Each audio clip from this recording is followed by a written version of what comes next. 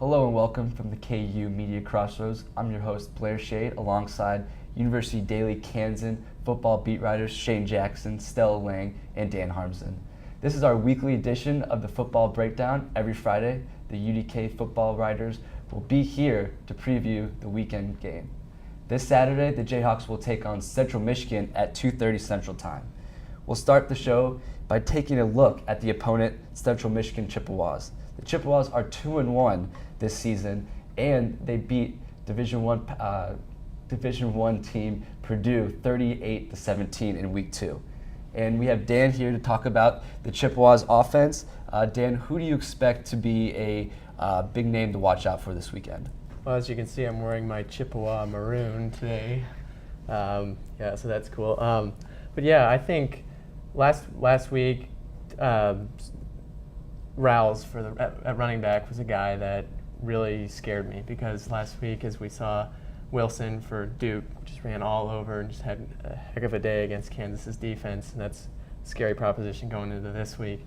So you want to focus on Sailor Lavallee. He's going to be filling in for Rawls' suspension. I got to talk to Corey Butson of MLive.com, and he was saying that the offense kind of really went with Rawls, and now that he's gone, so much is going to be put on Rush, the quarterback, and his ability to throw the football.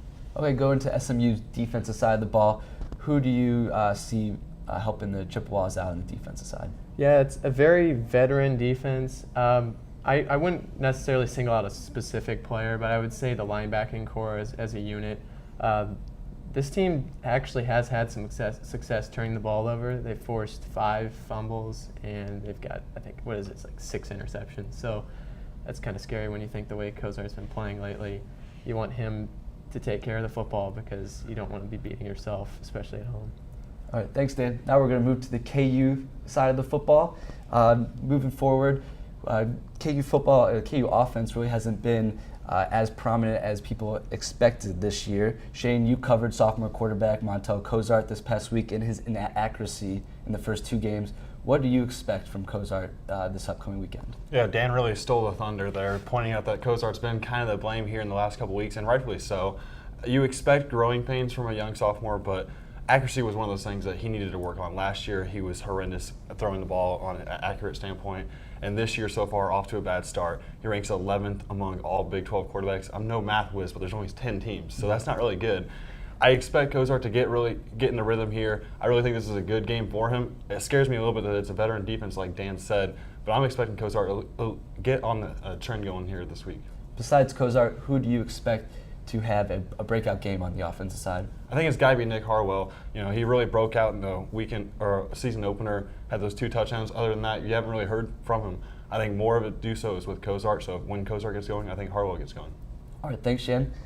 Now we're going to move to the KU defensive side of the ball. KU's defense was the major strong suit of their team this year, but last weekend they gave up 515 total yards to Duke.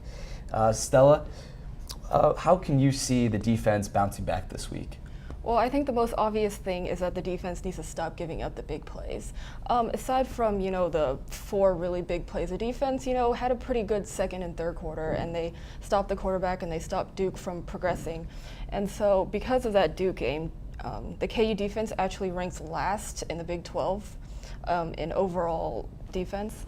Another problem are the sacks. KU's last in sacks with only 1. So I think for them to bounce back, they need to get after the quarterback and to stop the big plays. Who would be the most consistent player you would think on the KU defense this year, the first 2 games? I think I give you 2 names, Dexter McDonald and Ja'Cory Shepard. Last weekend they shut down Duke's 2 big wide receivers, and I think overall they've been pretty good back there. That has been a strong suit, the secondary this year so far. Okay, to close our show, we're going to have the roundtable predictions for the KU CMU game, starting with Dan. So when I was talking to Corey, he's basically saying that CMU, their ceiling's really high. I mean, the way they played against Purdue is very scary if you're a Kansas football fan.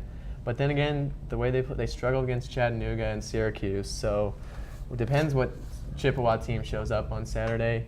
I'm going to go with 28-21 Kansas. I think they're going to pull out a close one. They're going to be challenged because, as Charlie Weiss was saying, this isn't the strength versus strength matchup that we had last week. This is a non-conventional, old school, run the football up the middle type offense. And given the way that Kansas was gouged last week, that's going to be tough.